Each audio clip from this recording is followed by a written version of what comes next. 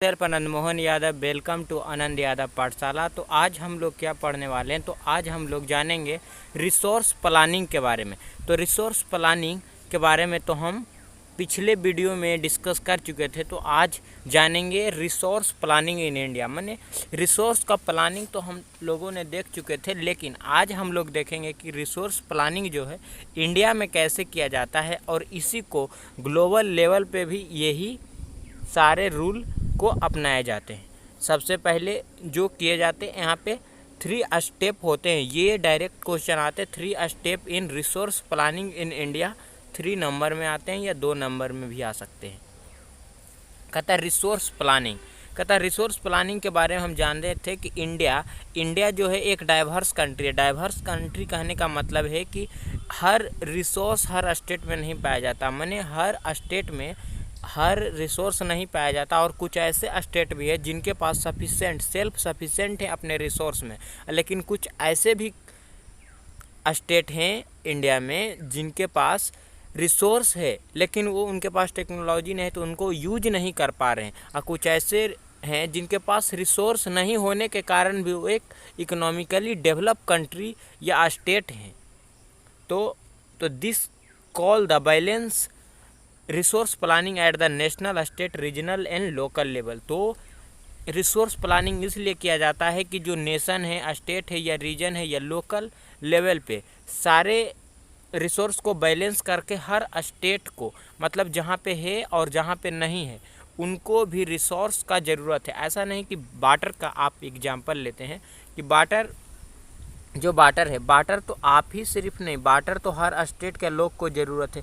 लेकिन जिधर वाटर नहीं है, जैसे राजस्थान में वाटर की कमी है और वहाँ पे ज़्यादा सोलर एनर्जी है, तो सोलर एनर्जी है और विंड एनर्जी है, तो वहाँ पे विंड मिल नहीं है, इसलिए वो यूज नहीं कर पा रहे और सोलर एनर्जी को वो यूज नहीं कर पा रहे। लेकिन जैसे कि असम के स्टेट में आ जाए, मैंने पूर्वांचल हम आ जाए पूर्वांचल में, तो पूर्वांचल में ये है कि वहाँ पे वाटर तो बहुत ज़्यादा है, कि वहाँ से ब्रह्मपुत्र रिवर निकलती है, वहाँ पे वाटर तो बहुत ज़्यादा है, तो वहाँ वाटर का कंजप्शन उतना नहीं। इसलिए वाटर एक ऐसा है कि वाटर को आपको हर स्टेट में ज़रूरत है। उसी प्रकार की हर स्टेट में हर चीज़ नहीं है, लेकिन कुछ ऐसे भी स्टेट हैं जहाँ पे हर चीज़ है और वो अपने में सेल्फ सफिशेंट है।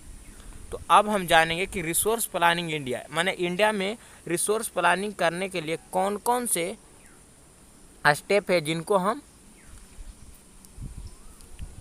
करते हैं। तो सबसे फर्स्ट स्टेप है जो identification and inventory of resource across the region of country. सबसे पहले हम ये करते हैं, सबसे पहले एग्जाम्पल से हम समझते हैं कि छत्तीसगढ़ का एग्जाम्पल लेते हैं। तो छत्तीसगढ़ में क्या है कि वहाँ पे मिनरल बहुत ज़्यादा है। तो मिनरल में ये है कि वहाँ पे मिनरल है, तो सबसे पहले ये पता किया जाता है कि कौन सा स्टेट में मिनरल है। तो ये पता चल जाएगा कि कौन सा स्टेट में मिनरल है, तो उनको अब ये पता करना रहेगा कि वहाँ पे तो मिनरल हैं, जैसे कि यहाँ पे मिनरल हैं, तो यहाँ पे मिनरल है, तो किस प्रकार से, किस टेक्नोलॉजी और कैसे आदमी की ज़रूरत है, स्किल लेवल की ज़रूरत है या अनस्किल लेवल की ज़रूरत है, और कैसा टेक्नोलॉजी की ज़रूरत है। और जब वहाँ पे से हम निकाल लेंगे तो हमको किस प्रकार से यूज करना है, ये भी जानना बहुत ज़्यादा ज़रूरी हो जाएगा। तो ये सारे चीज़ों को जानते हैं। तो चलिए स्टार्ट करते हैं। सबसे पहले जो किया जाता है वो आइडेंटिफिकेशन किया जाता है। रिसोर्स का क्या किया जाता है, identification and inventory of resource across the region of the country. कोई भी कंट्री का कोई भी रीजन में जहाँ पे रिसोर्स, वहाँ पे पहले आइडेंटिफाई किया जाता है कि यहाँ पे रिसोर्स है। This involve serving, mapping and qualitative estimation and measurement of the resource. और रिसोर्स को ये भी मेजर किया जाता है कि उस किस क्वालिटी का रिसोर्स है। देखिए कोई भी चीज़ होता है, आप टमाटर को ही देख ले, तो टमाटर आप बाज़ार में लेने जाते हैं तो वहाँ पे क्वालिटी होता है, मतलब क्वालिटी एक होता है जो बहुत लो होता है, एक बहुत हाई होता है, तो उसी प्रकार से रेट। तो उसी प्रकार से रिसोर्स को भी देखा जाता है कि जो सबसे ज़्यादा हाई क्वालिटी का है और लो क्वालिटी का है, मतलब कैसा रिसोर्स है, मेजरमेंट ऑफ रिसोर्स क्या है। और दूसरा में evolving a planning structure Indo with the appropriate technology, skill, institutional setup for implementing resource development plan. और दूसरे स्टेप में ये किया जाता है कि उसको किस प्रकार से निकालना है और किस टेक्नोलॉजी की मदद से निकाला जाएगा और वहाँ पे स्किल लेबर चाहिए, अनस्किल लेबर चाहिए। स्किल लेबर वहाँ निकालने में, मशीन चलाने के लिए स्किल लेबर की ज़रूरत है, लेकिन जैसे वो कोल है माने, तो कोल से वो निकल जाते हैं, माने कोल के खदान से निकल जाते हैं, तो उनको ट्रक पे रखना होता है। ट्रक पे रखने के लिए कैसा लेबर की ज़रूरत है, वहाँ पे अनस्किल लेबर की ज़रूरत है। तो इसी प्रकार से वो जानना होता है कि वहाँ पे अनस्किल लेबर की ज़रूरत है या अनस्किल लेबर की ज़रूरत है, और कैसा सेटअप होना चाहिए और कैसा आपको टेक्नोलॉजी होना चाहिए, किस प्रकार के टेक्नोलॉजी से निकलेंगे, एप्रोप्रिएट टेक्नोलॉजी क्या है, कैसा स्किल होना चाहिए, इंस्टीट्यूशनल सेटअप क्या होना चाहिए, और इसी प्रकार से डेवलप प्लान किया जाता है और डेवलपमेंट प्लान हो जाता है। और जो थर्ड स्टेप है, matching the resource development plan with overall national development. आप ये बात समझिए कि एक जैसे छत्तीसगढ़ में रिसोर्स है, सिर्फ छत्तीसगढ़ की ज़रूरत नहीं, वहाँ पे हर इंडिया का हर स्टेट को ज़रूरत है। तो इंडिया का हर स्टेट को ज़रूरत है, तो ये भी तो आपको करना पड़ेगा कि किस स्टेट में हम कितना रिसोर्स दें कि वहाँ पे भी एक डेवलप प्लान हो सके, माने क्या हो सके, matching the resource development plan with overall national development, माने पूरा नेशन का डेवलपमेंट हो सके, इस प्रकार से प्लान बनाया जाता है। तो सबसे पहले आइडेंटिफिकेशन किया जाता है, उसके बाद प्लान बनाया जाता है, उसके बाद मैचिंग किया जाता है कि पूरे कंट्री को कैसे डेवलप किया जाता है। यहाँ पे एकदम सीधा क्वेश्चन आता है कि रिसोर्स प्लानिंग इंडिया जो है, इनका 3 स्टेप लिखिए, 3 step in the resource planning. तो ये 3 स्टेप आप चिपका के आइए और आपको चिपका के 3 नंबर मिलेगा। और यहाँ जो सबसे इम्पोर्टेंट बात है, some country are rich in resource but economically poor, और some country are poor in resource but economically develop. यहाँ पे इकोनॉमिकली होगा, इकोनॉमिकली डेवलप। जैसा कि आप इंडिया का ही एग्जाम्पल लेते हैं,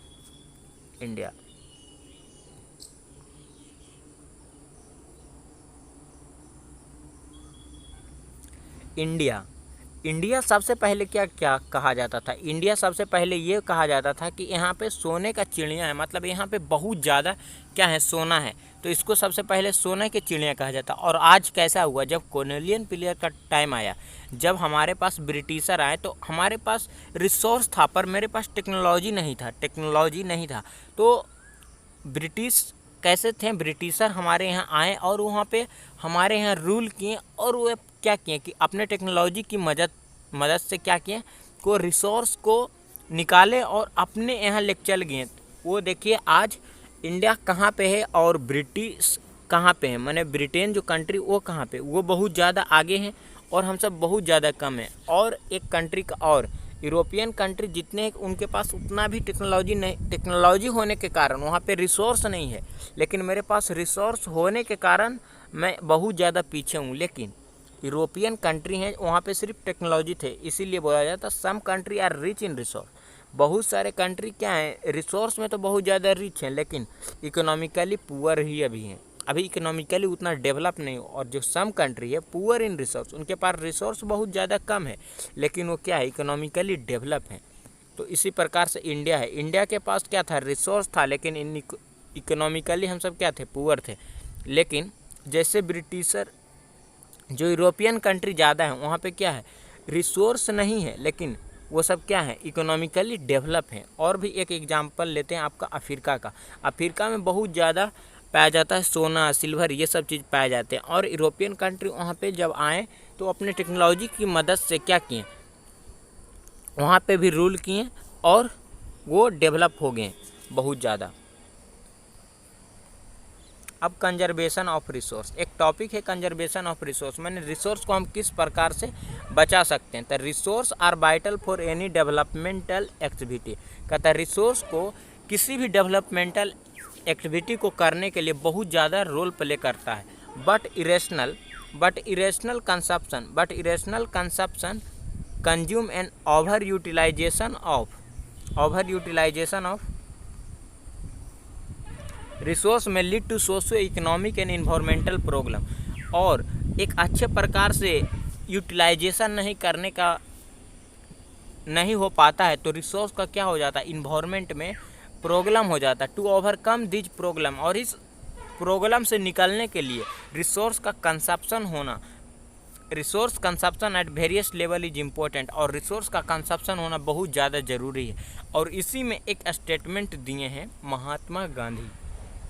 Gandhi ji was very apt in voicing his concern about enough for every about resource consumption in this word.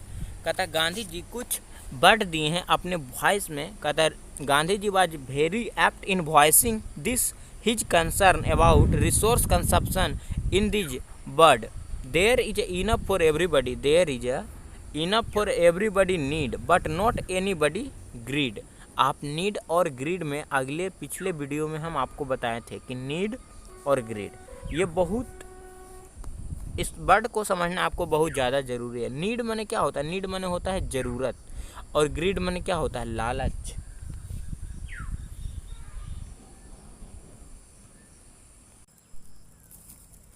तो दो वर्ड बहुत ज़्यादा आपको समझने के लिए बहुत ज़्यादा ज़रूरी है। पहला है क्या? ग्रीड, ग्रीड, और दूसरा वर्ड है जो नीड, नीड। ग्रीड माने होता है लालच, और नीड माने क्या होता है? ये मीट हो गया, सॉरी, नीड और ग्रीड। नीड मने होता है ज़रूरत, और ग्रीड मने क्या होता है? लालच। नीड आपको क्या क्या चीज़ का है? नीड है आपको बोला जाता है कि ज़रूरत से ही किसी भी चीज़ का इन्वेंशन होता है, माने आविष्कार होता है। और ग्रीड, लालच से लोगों का क्या हो जाता है? विनाश हो जाता है। तो आपको नीड पे फोकस करना है, ग्रीड पे फोकस नहीं करना। आपको ग्रीड पे फोकस नहीं करना, आपको नीड पे फोकस करना है, ग्रीड पे नहीं। तो ग्रीड पे हमको क्यों नहीं फोकस करना है? क्योंकि ग्रीड से व्यक्ति ये होते हैं कि आपका नीड किस चीज़ का है? रोटी, कपड़ा और मकान। और इसके अलावा जो सबसे मोस्ट इम्पोर्टेंट थिंग है जो है एजुकेशन। एजुकेशन भी आपके लिए बहुत ज़्यादा ज़रूरी है। और जैसे कि मकान आप एक सिंपल घर में भी रह सकते हैं, माने आप एक सिंपल घर में, आप एक सिंपल होम में भी रह सकते हैं। लेकिन ग्रीड ये है कि वो लोग करोड़ों का घर चाहते हैं, और ये चाहना भी बहुत ज़्यादा ज़रूरी है। लेकिन ये नहीं कि उसको चाहने के चक्कर में किसी दूसरे को हानि पहुंच जाए। आप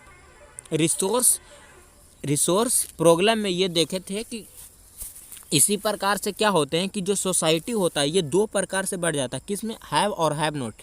हैव में कहने का मतलब हुआ रिच, और पुअर में सोसाइटी का क्या हो जाता है? डिवीजन होता है। इसी के कारण, किसके कारण? तो ग्रीड के कारण सोसाइटी दो भागों में बढ़ जाता है, एक पुअर और एक रिच। तो ये होना नहीं चाहिए। तो यहाँ पे स्टेटमेंट है गांधी जी जो दिए हैं, there is enough for everybody need. कहता है नीड के लिए, रिसोर्स का नीड के लिए हर व्यक्ति के लिए क्या है? इनफ है। लेकिन नॉट फॉर एनीबडी ग्रीड, लेकिन लालच के लिए किसी भी आदमी को ज़रूरत नहीं है। माने किसी भी व्यक्ति को इस चीज़ पे लालच नहीं करना चाहिए, लालच नहीं करना चाहिए।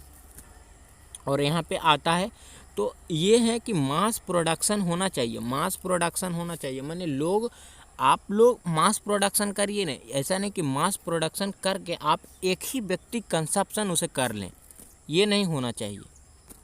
और लैंड रिसोर्स के बारे में पढ़ेंगे कि लैंड रिसोर्स, तो सबसे पहले जान लेते हैं कि इंडिया में जो लैंड है, सबसे पहले है यहाँ पे प्लेन जो है 43% है, 43% है। नेट सोन एरिया मैंने NSA मैंने नेट सोन एरिया 54% प्लेन है, ये तो बात अलग है। माउंटेन जो है 30% और प्लेट्यू हैं जो 27% है।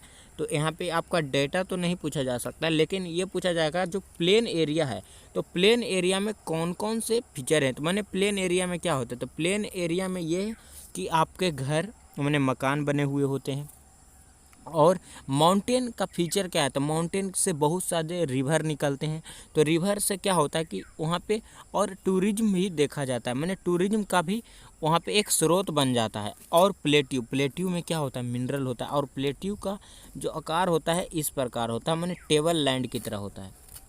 आपको एक अच्छा ड्राइंग बताते हैं, इस प्रकार से होता है, ये प्लेट्यू का है। और माउंटेन के तो आप जान ही रहे कि माउंटेन ऐसा रहता है, माउंटेन।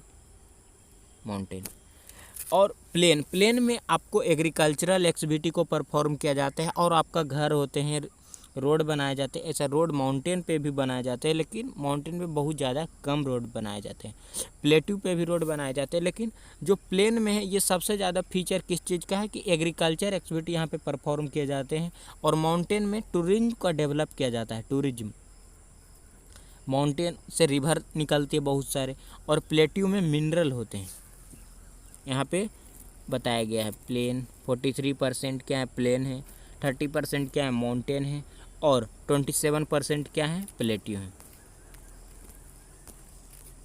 तो आज मेरा था कि इस वीडियो में हम क्या क्या जाने। तो इस वीडियो में हम जाने रिसोर्स प्लानिंग के बारे में। मैंने रिसोर्स प्लानिंग के अगले वीडियो में भी हम डिस्कस कर चुके थे, और इस वीडियो में रिसोर्स प्लानिंग के बारे में।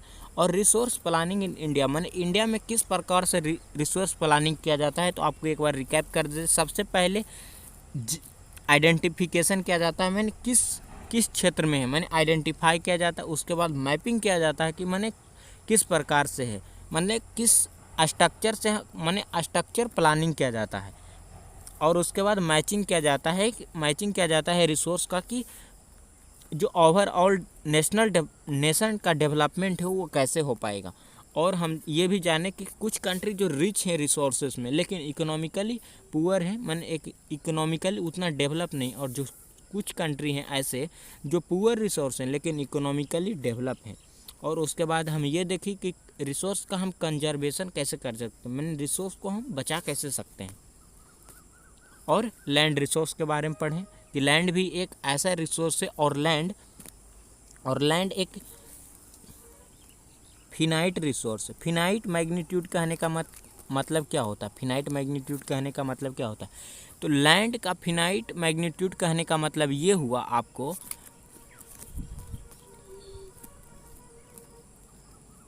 लैंड का फिनाइट मैग्नीट्यूड कहने का मतलब ये हुआ कि फिनाइट, यहाँ पे तो इनफिनाइट। सोलर एनर्जी क्या है, इनफिनाइट है, मतलब आप उसको कितना भी कंजप्शन कर सकते हैं, ऐसा नहीं है। लेकिन लैंड एक ऐसा रिसोर्स है जिसे आप जैसे कि आप बाहुबली मूवी देखें, तो वहाँ पे जब बाहुबली मूवी में ये बताया जाता है ना कि इस राजा का मतलब यहाँ से लेके यहाँ तक बाउंड्री इधर है, नॉर्थ ईस्ट में, वेस्ट में, इसी प्रकार से कि इंडिया में ही देख लीजिए कि सबसे जो साउथ में है, साउथ में आपका कन्याकुमारी तक, इसी प्रकार जो यहाँ पे है तो 3.2 kilometre square, 3.28 square kilometre area है।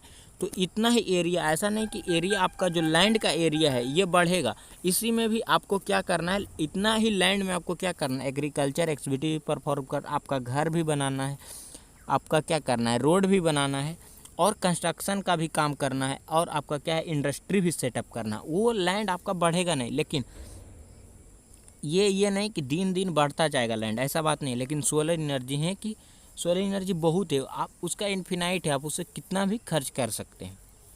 तो इसी के साथ इस लेक्चर में इतना ही। आप सबसे ये रिक्वेस्ट है कि इस चैनल पे आप नए हैं तो इस चैनल को सब्सक्राइब कर दें, और आप आनंद यादव पाठशाला टेलीग्राम चैनल को ज़रूर ज्वाइन कर लें।